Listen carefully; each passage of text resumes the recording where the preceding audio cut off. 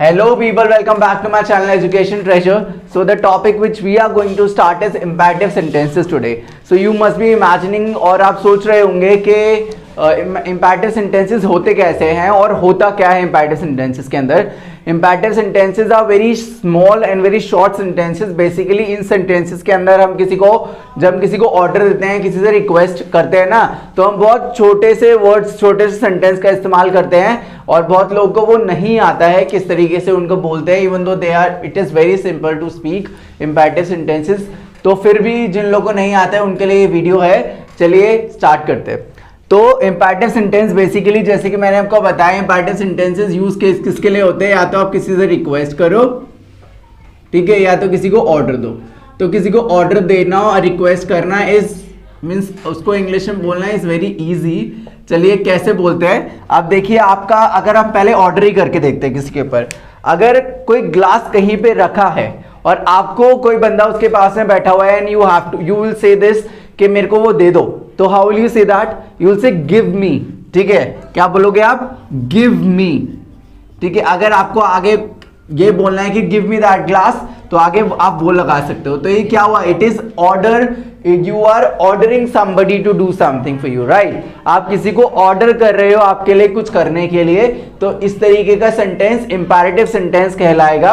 चलिए we'll be writing some more sentences. अच्छा, जो नेक्स्ट सेंटेंस होगा वो होगा हमारा, कुछ भी आप बोल सकते हैं, जैसे कि आपके साइड में, किसी के साइड में कोई कॉपी रखी है, आपको वो चाहिए, तो आप क्या बोलोगे? पास मी दैट कॉपी. इस तरीके पास मी दैट कॉपी यानी मेरे को वो दे दो. Pass me that copy which is just right next to you.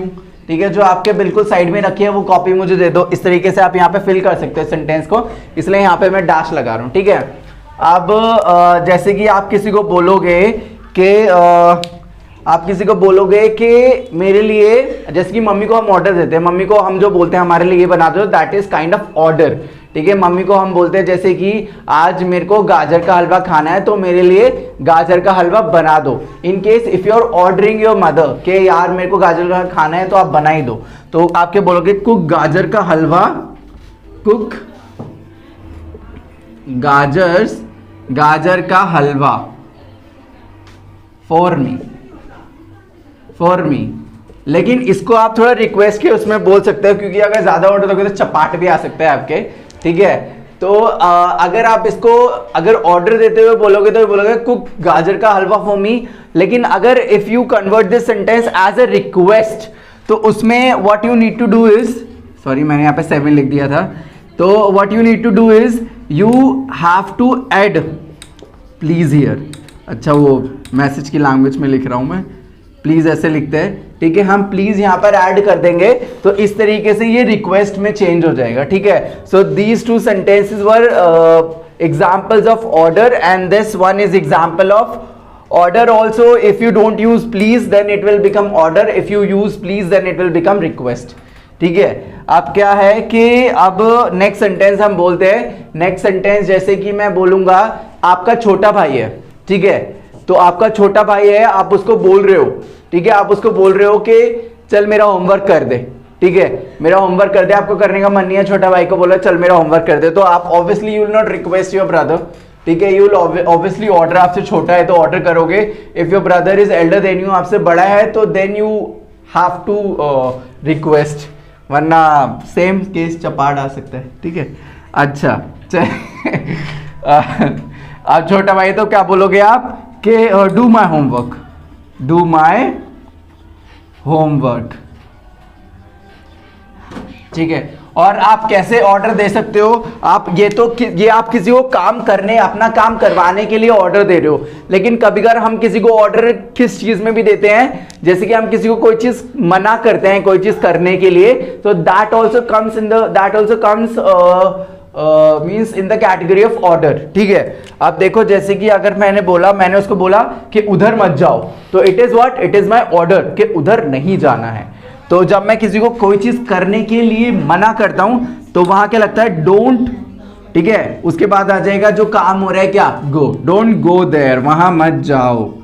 ठीक है, डोंट गो देयर. अब जैसे कि मैंने बोला कि तुम सीधा से बात मत करो, ठीक है, तुम सीधा से बात मत करो। तो यहाँ पर भी वो आ जाएगा डोंट टॉक टू सीता, ठीक है। यहाँ पर बहुत लोग है ना टू की जगह पर है ना विद लगाते हैं, but using with is not right, ठीक है। विद नहीं लगाते, टू ही लगाते। हम किसी को इससे बात करते हैं ना, तो जिससे बात कर रहे होते हैं उसके नाम से पहले टू लगता है। Don't talk to Sita. आप देखो जैसे कि विद भी लगाते हैं कई लोग, but according to grammar that's not right, ठीक है। अब देखो जैसे कि हम और क्या बोलते हैं, और क्या बोल सकते हैं। अब सातवां सेंटेंस यहाँ लिख देता हूँ, और सातवां सेंटेंस और भी देख लेते हैं। जैसे कि मैं बोलूंगा पापा के पास आ जाओ, तो पापा के पास आ जाओ तो कैसे बोलेंगे, कम नियर टू फादर, ठीक है। कम नियर टू, जैसे कि अपने पापा के पास चले जाओ, come near to your father, इस तरीके से बोल सकते हो आप, ठीक है। Come near to your father, और या बोल सकते हैं गो टू योर फादर, इस तरीके से बोल सकते हो। और कौन सा तरीका बोलते हैं, गो टू योर फादर, ठीक है। पापा के पास चले जाओ, पापा के पास आ जाओ, पापा के पास चले जाओ, ठीक है। इस तरीके से बोला जा सकता है। और आप कैसे बोलते हैं, जैसे बोलते हैं कि सच बोलो, ठीक है। तो सच बोलो, तो कि ये भी क्या है, एक तरीके से ये रिक्वेस्ट ऑर्डर दोनों में कंसिडर किया जा सकता है, ठीक है। ये वैल्यू है बेसिकली। आप किसी को क्या बोलोगे, सच बोलो। अगर ऑर्डर करके बोल रहे हो सच बोलो, ठीक है ना, तो बोलोगे स्पीक ट्रूथ या फिर से ट्रूथ।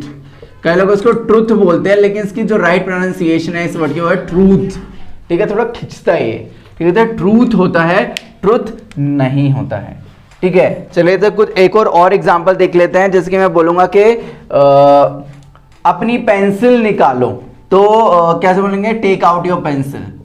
टेक आउट योर, निकालना यानी टेक, किस चीज में से, किसी की चीज के अंदर से बाहर कोई चीज को निकालना, that is called take it, मतलब टेकिंग आउट। वो टेक आउट करना बोलते हैं उस चीज को, ठीक है। टेक आउट योर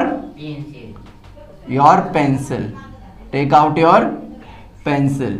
अगर बोलोगे take out your pencil from bag, मतलब बैग में से निकालो। Take out your pencil from polythene, polythene में से निकालो। टेक आउट योर पेंसिल जिसमें भी है, फ्रॉम ज्योमेट्री, कहीं से भी जिस भी जगह से निकालने के लिए बोला है, इस तरीके से आप निकाल सकते हैं। चलो अब लास्ट सेंटेंस देखते हैं इसका। लास्ट सेंटेंस है, जैसे कि आप क्या बोल सकते हैं किसी को, और नेगेटिव सेंटेंस में आप बोल सकते हैं कि यार गाना मत गाओ, तो क्या बोलेंगे, डोंट सिंग द सॉन्ग। अगर आप किसी से रिक्वेस्ट करके बोल रहे हो कि गाना प्लीज गाना मत गाओ, तो दैट व्हाट, वो फिर थोड़ा पोलाइट वे में और रिक्वेस्ट बन जाता है, ठीक है। तो आप बोलोगे डोंट सिंग द सॉन्ग, तो उस केस में आप बोलोगे डोंट सिंग द सॉन्ग, ठीक है। चलिए अभी शायद आपको नॉइस आ रही होंगी कुछ, आई अपोलोजाइज फॉर दैट। घर में काम हो रहा है, खाना वाना बन रहा है, तो चलिए और भी बोलते हैं, और भी कुछ सेंटेंस पढ़ते हैं। जैसे कि मेरा गाना जरूर सुनना। अगर आप किसी को कोई ऑर्डर दे रहे हो या बोल रहे हो कि यार मेरा गाना जरूर सुनना, तो आप उसको किस तरीके से बोलोगे कि मेरा गाना जरूर सुनना, तो आप कैसे बोलोगे उसको कि मेरा गाना जरूर सुनना, डू लिसन माई सॉन्ग, ठीक है। Do listen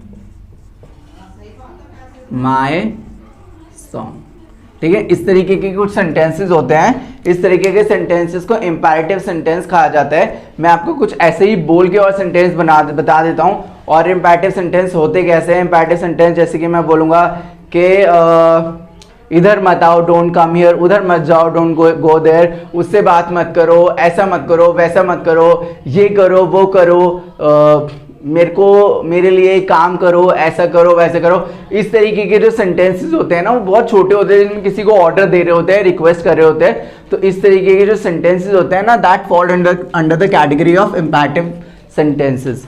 So I hope that if you have understood it, and if you have understood and like this video, so please do like, share and subscribe to my YouTube channel, which is Education Treasure. Bye bye.